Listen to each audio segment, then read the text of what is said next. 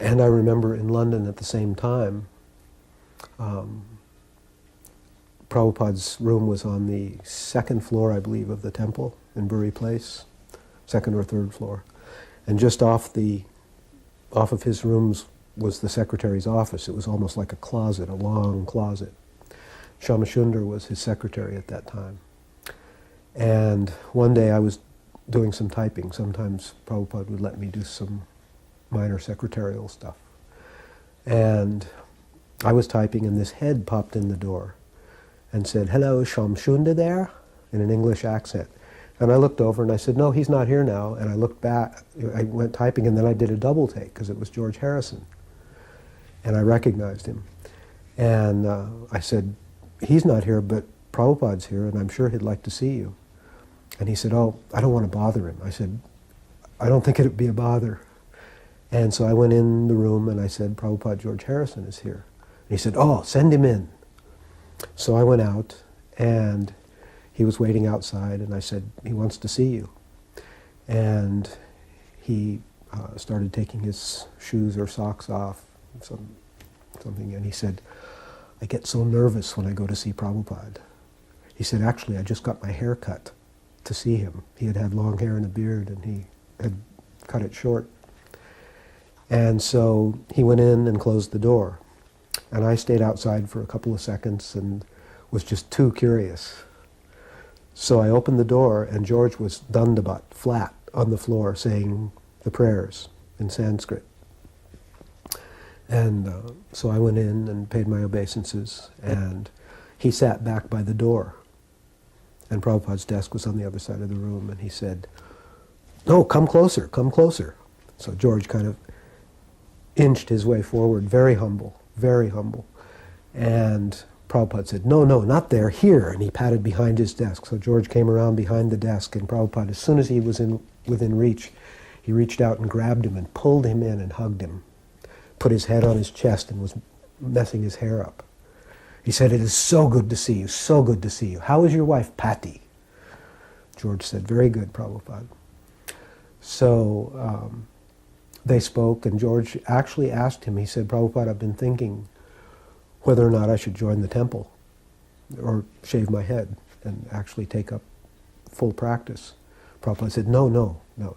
He said, "You have a great gift. You have a place in the world where you can spread Krishna consciousness in a big way."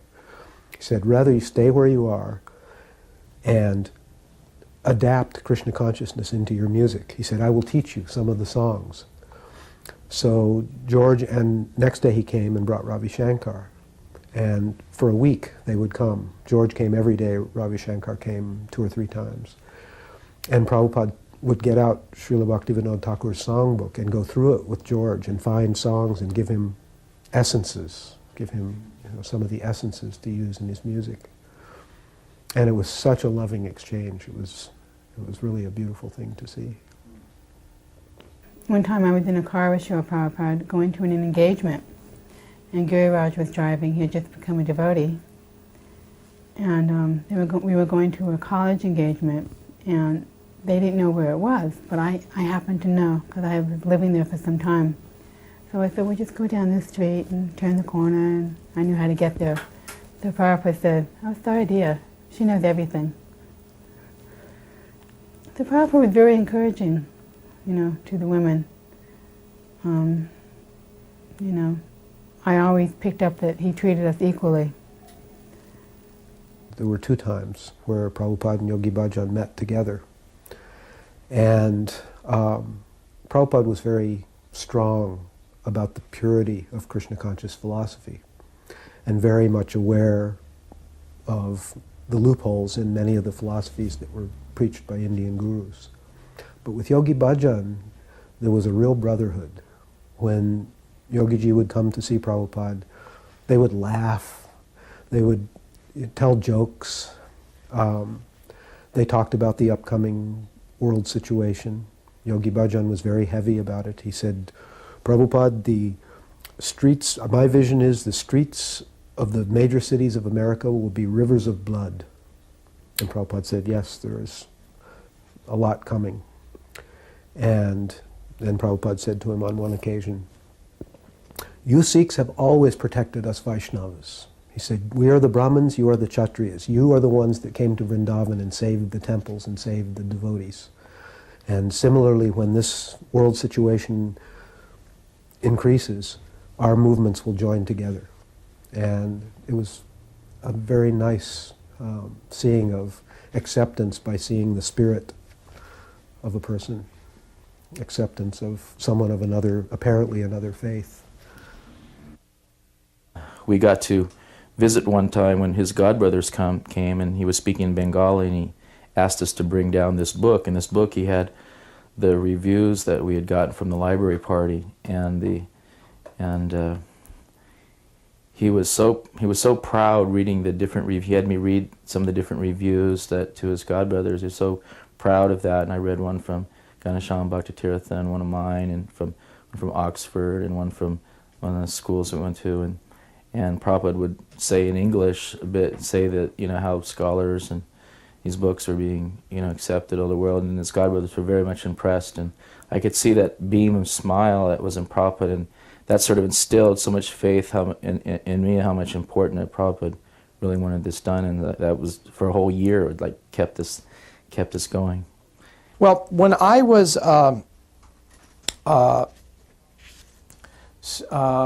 in college, maybe 70, I studied Bhagavad Gita in an Oriental philosophy class. I was in engineering school. And there was only one verse in the entire Gita that stuck in my mind. It was, Api said to Sudarcharo, even if one commits both abominable activities, if one's devotee, they're to be considered saintly, because they're rightly situated, to paraphrase a verse.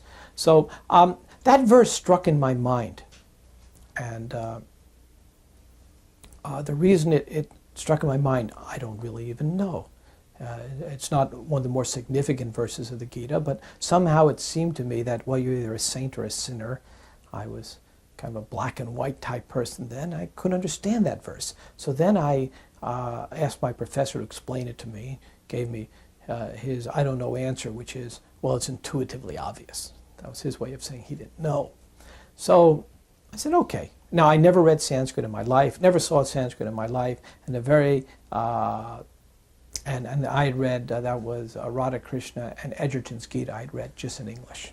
So then when I met Prabhupada, I actually want to find this quote.